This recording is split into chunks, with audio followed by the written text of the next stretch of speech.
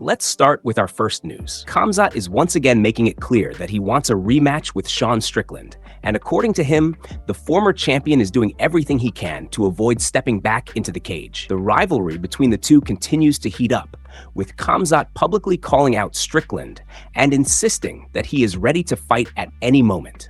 Recently, Khamzat appeared on Fox News Radio's The Brian Kilmeade Show, where he spoke openly about the situation. During the interview, he claimed that Strickland is ducking the rematch and said he has been pushing hard to get the fight booked. Khamzat explained that he is constantly reaching out and making it known that he is available whenever the UFC wants him to compete. According to Khamzat, he has even been contacting Hunter Campbell and telling UFC officials that he is prepared to fight as soon as the very next day. He stressed that he is ready and waiting, while claiming that Strickland continues to stay away from the matchup.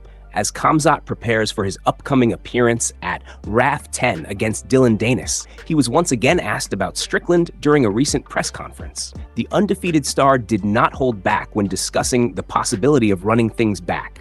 Khamzat stated that he still believes he did not truly lose their first fight. In his view, the judges were responsible for the result, and he remains convinced that the outcome should have gone differently. Because of that, he is more determined than ever to secure a rematch. He went on to say that if the fight happens again, he plans to finish the job and leave no doubts behind. Khamzat also claimed that Strickland has been talking about injuries, including issues with his shoulder, and suggested that these reasons are being used to delay the matchup. For now, Khamzat says he is simply waiting for Dana White and Hunter Campbell to make the fight official and bring Strickland back into the cage. Move on to another news. Sean Strickland crashes UFC White House press conference. Today, let's get started with Sean Strickland crashing the UFC White House press conference. Last night, we had the press conference, and honestly, the views were amazing. So much so that Sean Strickland decided it was a smart idea to crash the press conference. Before we continue, make sure to leave a like on the video to help support the channel. So as mentioned, the UFC press conference was held last night, and honestly, everything went pretty well, other than the fact that it was delayed by an hour due to weather conditions. Heading into this event, everyone knew the controversy surrounding Sean Strickland and him not being cleared for the White House event. So he decided to show up during the press conference, first posting a clip letting fans know he had traveled to Washington moments before it began. Hey guys, we're out here in DC going to the presser. It's been real fun. I've never been to a presser in Washington. So as fans realized he was there, they found him and swarmed him, leading to funny and chaotic interactions. Strickland was seen leg-kicking fans and yelling out wild things, but things got too chaotic and he had to be escorted out by police. Guys, boys and boys, you saved my life. We're out there doing the right things. We almost died. So I go to the weigh-ins or the press conference. I'm in the back and I have my face covered. I'm just sitting there watching when cops come up to me. They said, "You have to take off your hoodie." And I said, "Yeah, I'm the middleweight champion. If I do, it's gonna be bad." They told me, "No, you have to do it." I pulled it down and said, "Dude, just Google me." They shined a flashlight in my face and suddenly the crowd formed and cops took me out. Everything escalated quickly as security tried to control the situation and the crowd kept pushing forward while cameras recorded the entire moment unfolding in real time, making it one of the most chaotic scenes of the press conference night. Eventually, officials restored order and the press conference moved on, but the moment instantly went viral across social media platforms worldwide. Clips spreading rapidly within minutes across multiple major outlets. Coverage? Move on to another news. Islam Makhachev exposes Dana White for lying about injury. Islam Makhachev has come forward with serious claims after controversy surrounding the canceled matchup involving Ilya and JDM. As previously reported, after it was announced that Ilya versus Gathje would headline UFC Freedom 250, reports emerged that the UFC had originally considered Ilya versus Islam instead, but the fight was said to be scrapped due to an injury to Islam, according to Dana White. However, Islam has now pushed back hard against that version of events. In a recent interview with Red Corner MMA, he directly addressed the situation and made it clear he does not accept the injury narrative being pushed online. He explained that when you stay silent, people start talking, and eventually fans begin believing false information. Islam stated that he was fully ready to take the fight and never turned it down. He said, "Accept the fight, I accept. But there is no contract, so how can I accept? What should I accept?" According to Islam, there was no official agreement in place, and therefore no legitimate withdrawal from his side. He also addressed the injury rumors directly, saying he does have an old hand issue, but it does not stop him from accepting fights, and he plans to deal with surgery only after retirement. Islam went further, claiming he has proof of communications through his manager. He stated that he was told about a potential White House event fight against Ilya and immediately agreed without hesitation. He added that his manager Ali told him the pay would be higher due to the event, but the next day, he was informed the fight was canceled. According to Islam, he was told Ilya's camp requested significantly more money, which allegedly caused negotiations to fall apart. He pointed out that Ilya's own manager has spoken publicly about money being the issue during negotiations, reinforcing his version of events. He also pushed back against Ilya's injury claims, insisting the cancellation had nothing to do with his hand. Islam emphasized that he accepted the fight instantly and did not demand extra conditions. Meanwhile, Ilya and Dana White have both dismissed these claims, standing by their original explanation regarding injury and negotiations.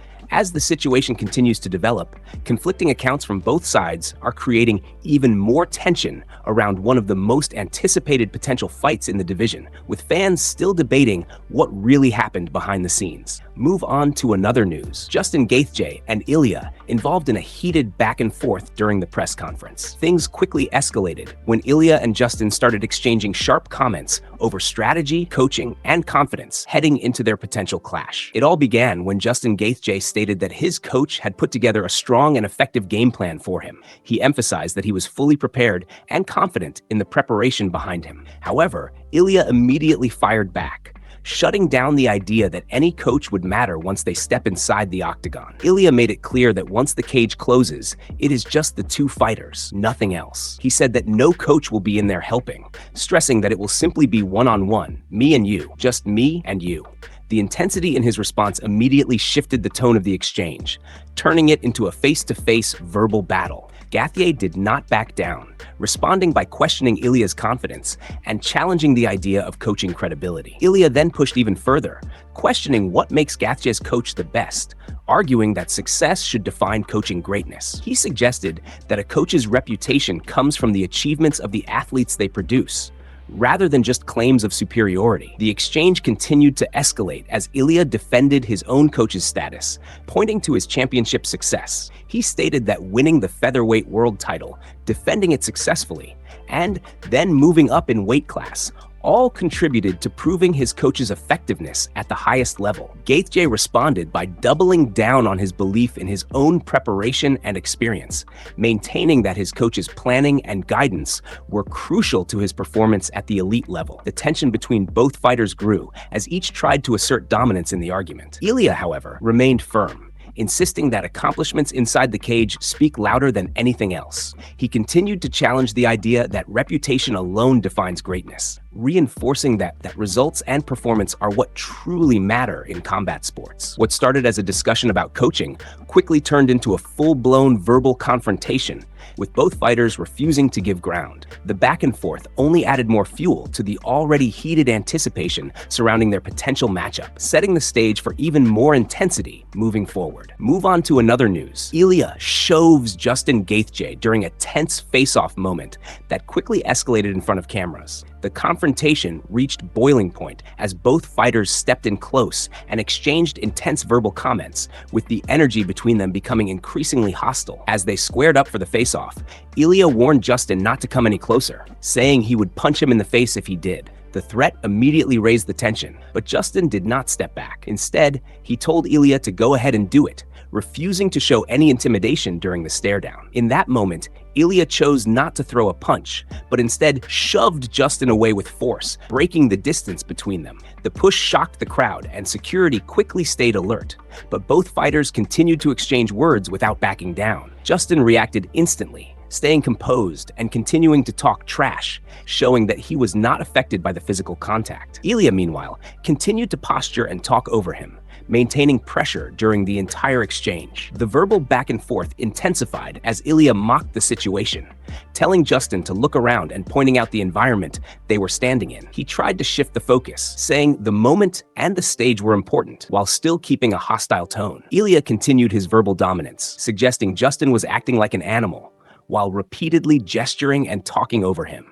The exchange became less about strategy and more about intimidation and psychological warfare in front of the crowd and cameras. Justin, however, refused to be rattled, staying engaged and firing back without hesitation. Both fighters stood their ground, neither willing to step away from the confrontation even as officials monitored the situation closely. Ilya then continued to taunt Justin, suggesting confidence in himself and making remarks about dominance in the moment. He insisted that what they were standing around represented his mindset, continuing to escalate the tension through body language and verbal pressure. The face-off ended with both fighters still exchanging words at close range, leaving a clear message that emotions are running extremely high ahead of any potential clash between them. The shove became the defining moment of a heated stare-down that instantly went viral across fight fans worldwide. Move on to another news. Islam Makhachev has made a shocking claim regarding Ilya's reported demands for a potential UFC White House fight. According to Islam, Ilya allegedly asked for a massive $20 million purse during negotiations, which ultimately caused the fight to fall apart before it could be finalized. During an interview with Adam Zubare, Islam addressed the ongoing speculation around why the highly anticipated matchup never happened. He explained that many fans were expecting him to appear at the White House tournament, but even his team, including Khabib, had concerns about the situation and the timing of the event. Islam responded by saying he understands those concerns, more or less, but insisted that he had already explained the situation publicly. He stated that he received a call in the morning offering him the fight, and he accepted immediately without asking for any special conditions or demands. According to Islam, the initial offer came directly from the UFC, and the purse was even increased to make the fight happen. However, he claims that by the next day, the situation completely changed when he was informed that Ilya had requested a figure close to $20 million, which led to the offer being withdrawn. Islam emphasized that he never refused the fight and was fully ready to compete. He said he agreed straight away when the opportunity was presented, showing no hesitation or negotiation on his side. He added that after Ilya's reported demand, the UFC decided to turn down the request, effectively ending discussions for the matchup. He further explained that shortly after, Ilya's manager publicly stated in an interview that the money offered was not enough for them to accept the fight against Islam. Islam pointed out this contradiction, suggesting that the same financial issue did not stop them from accepting other opponents under similar contract terms. This has added even more tension to the ongoing debate surrounding missed super fights and behind-the-scenes negotiations in the division. Islam's comments have reignited discussions among fans about what really happened during the failed negotiations, and whether financial demands or other factors were the real reason the fight never materialized. Move on to another news. Jon Jones has sparked interest about a possible UFC comeback after reacting to recent comments made during Fight Week. The discussion began when Cyril Gane was asked who he believes is the best fighter in the UFC right now, and he confidently named Jon Jones as the top fighter. Following that statement, Jon Jones responded directly to the clip online, acknowledging the praise while also reminding fans of his current status. He wrote that he is still on the roster and still capable of making the biggest fights on the globe, signaling that he remains ready for major opportunities if the right matchup appears. He also added that he appreciates the honesty, responding positively to the recognition from Cyril Gane. The message quickly caught attention from fans, as it reignited speculation about whether Jon Jones could be planning a return to active competition after time away from the octagon. At the same time, attention has also been drawn to comments involving Joe Rogan and the upcoming UFC White House event. Reports and discussions around the card have created heavy buzz, with some fighters and commentators expressing concern about the scale and pressure of the event itself. As anticipation builds, conversations across the MMA community have focused on potential matchups, possible comebacks, and whether major names like Jon Jones could be involved in future headline fights. The idea of him returning has only fueled further debate, especially given his long-standing status as one of the most dominant champions in UFC history. With speculation continuing to grow, fans are now watching closely for any official announcements regarding his next move, as his response has once again placed him at the center of heavyweight discussion and future title picture conversations.